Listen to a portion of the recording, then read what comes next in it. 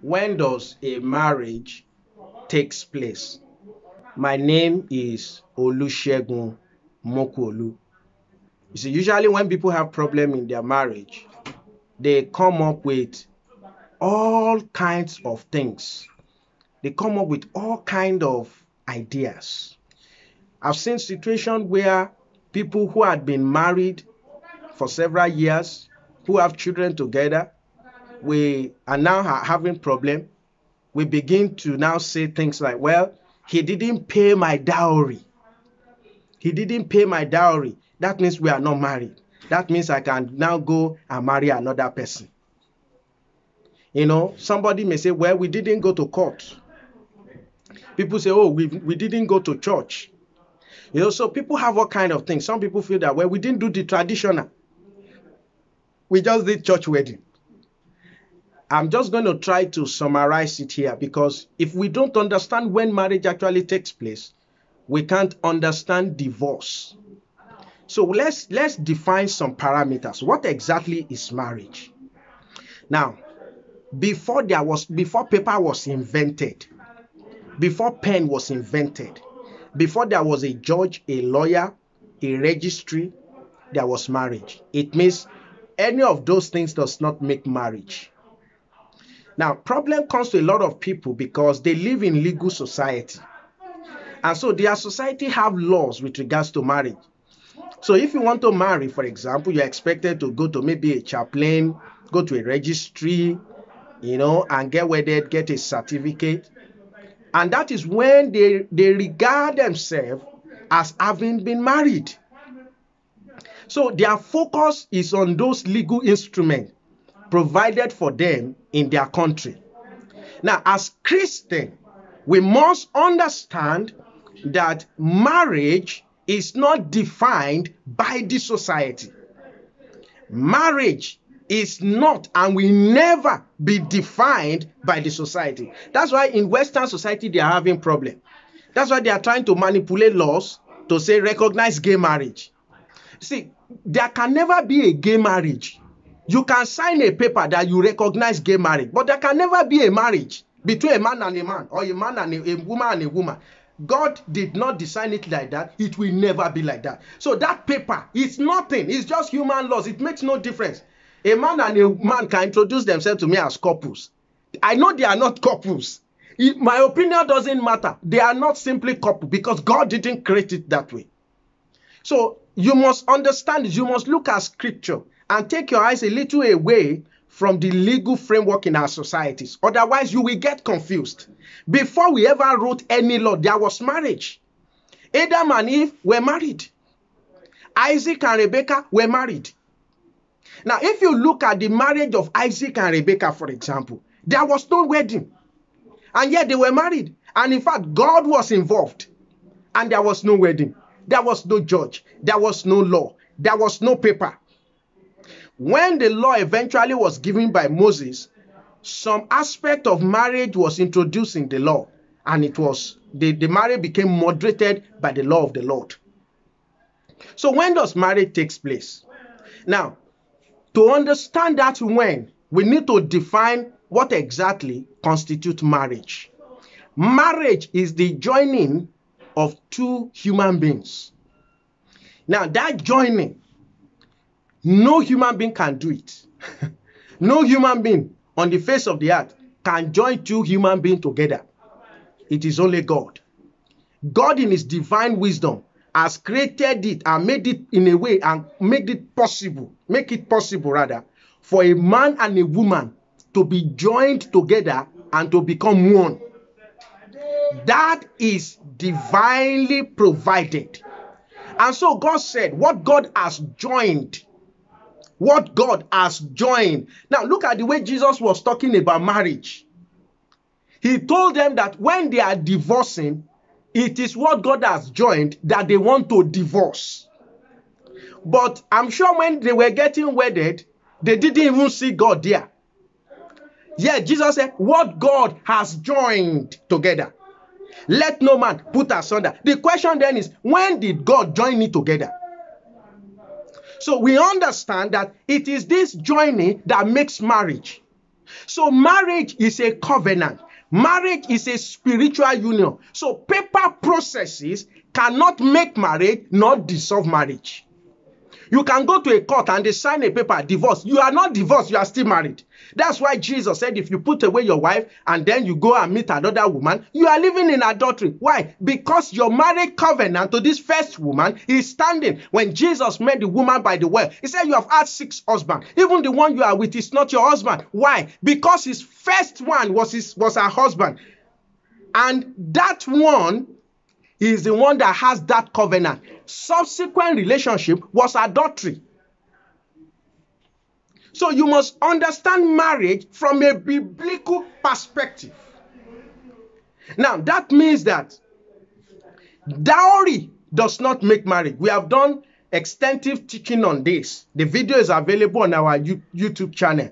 Dowry does not make marriage. It is not your traditional program that makes marriage. It is not going to a church assembly, because people say church wedding. There's nothing like church wedding. You can only have wedding between 2 believers. There's nothing like church wedding. God recognizes weddings.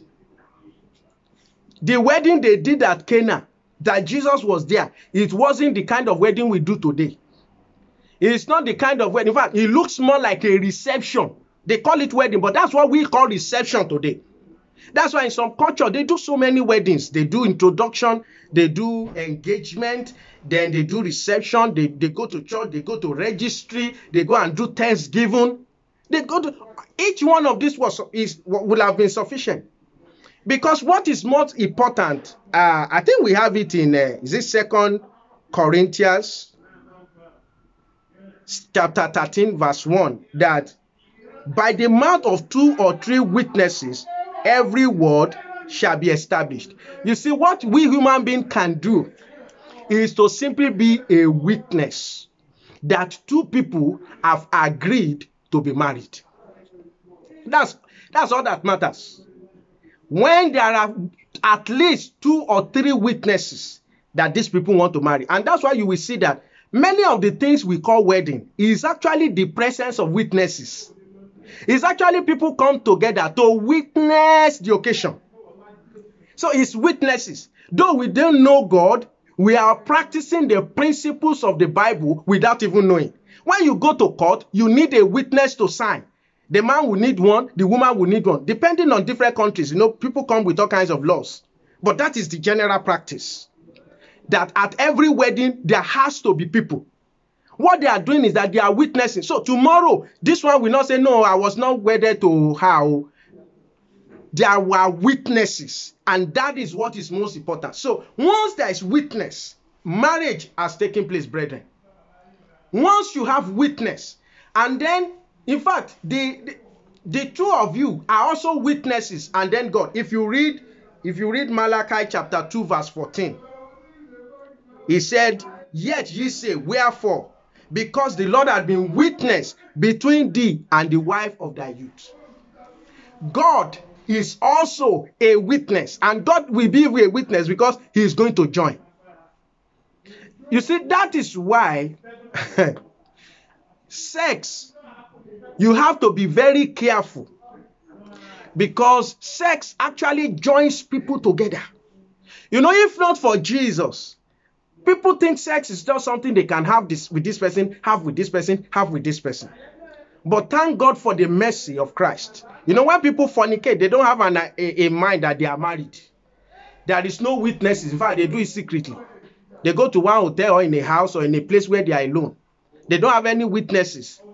But you see, sex in itself is so powerful that only married people should do it because it brings about a joining. But let's just establish it that Adam and Eve had not had sex when God had said they are one. So it is not that sex that actually makes them one. God had joined them together. Once that joining by God had taken place, once the 2 of you have said, let's marry, and you both agree that we are married, and there are witnesses to it, it's that all. That is why you cannot go to a court and then say you want to divorce. you now start divorce processes. They now grant it, and you now say you are divorced. You are not divorced, you are married. Because that judge didn't join you, it was God who joined you. And this one has nothing to do with whether you are even a believer or not unbeliever. Even as unbeliever, that joining is an act of God. It's like when two unbelievers have sex. The conception is an act of God. God created our body. He created human being to be able to reproduce. When you take a seed and put it in the soil and it germinates, it's an act of God. God had put that covenant there. Seed time, harvest time. It's an act of God. Whether you are born again or not, it will obey you. So you must understand this. Now, somebody may be now saying, so of what use then is marriage certificate and so on? Now, we live within a legal society, and God himself wants us to obey the laws of the society, as we find in Hebrews and I think in Romans, that we should obey the law of the society. Now, this is what the certificate does.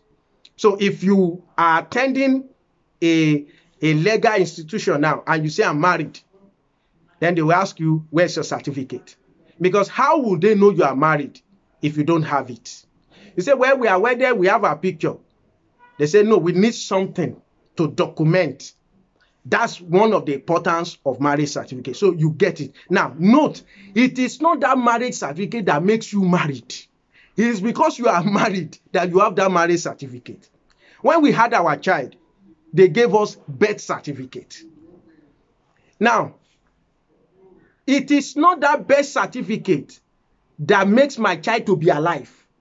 It is because she's now in this world that she could get a birth certificate.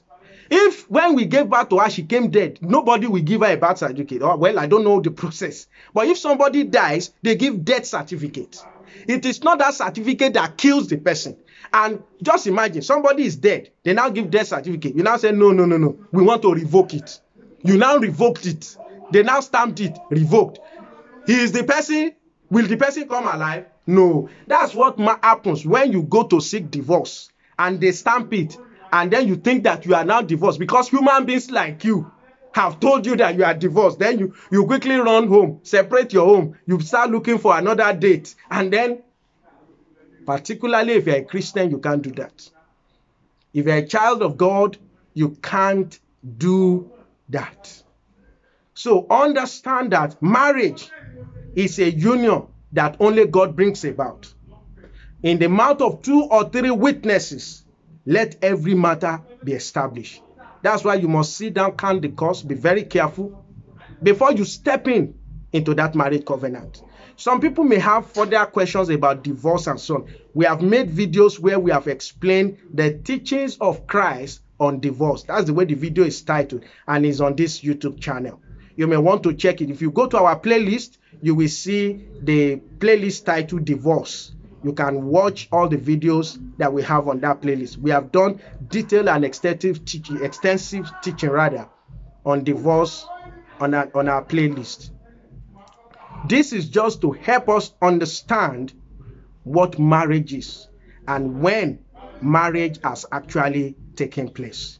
You see, when people actually marry correctly and in the Lord, all these questions will not even arise in the first place. It's because most times, you see a woman just moved into the house with a man, and then they start living together. They start having children together. Maybe they have 3 children, but they keep saying they are not married. Everybody see them as husband and wife. Some may even accept that they are now husband and wife. But after some years, they have problem. Then they say, well, we were never married. So people create all kinds of situations for themselves because of disobedience. But understand, it is God that joins. That's why even under the law, when a man sleeps with a virgin, a man that is not married, he sleeps with a virgin, the law is that he should marry that woman. Because God didn't intend that women will be having sex with several people, or that men will be having sex with several women. That once you have disvirgined this woman, you are joined to that woman. So marry that woman. Okay, so you still need to marry the woman. Okay, but so it's just to tell us that this joining is spiritual. It is the Lord that joins. But therefore careful who you join your life with. As a child of God, we have the provision in the word of God to guide us as to how to get married That's why I want to introduce to you our free Bible marriage course. It's absolutely free. If you want to learn more about marriage, about Christian marriage, about biblical marriage, about marriage patterned after Christ, not worldly concept, then I encourage you to enroll for this free Bible marriage course. All you need to do is to write us. The email address, you'll find it in the description below. biblelovehelper@gmail.com. All our contact details are also in the description below. When you write, please remember to tell us that you are single, because we have another course for married people. If you are married and you want to learn more about biblical marriage, you can also write in. The course is absolutely free. You will do it by email. The email address is in the description below. biblelovehelper@gmail.com. All our social media handles and the avenue to contact us, they are also below. My name once again is Olusegun Mokuolu. God bless you.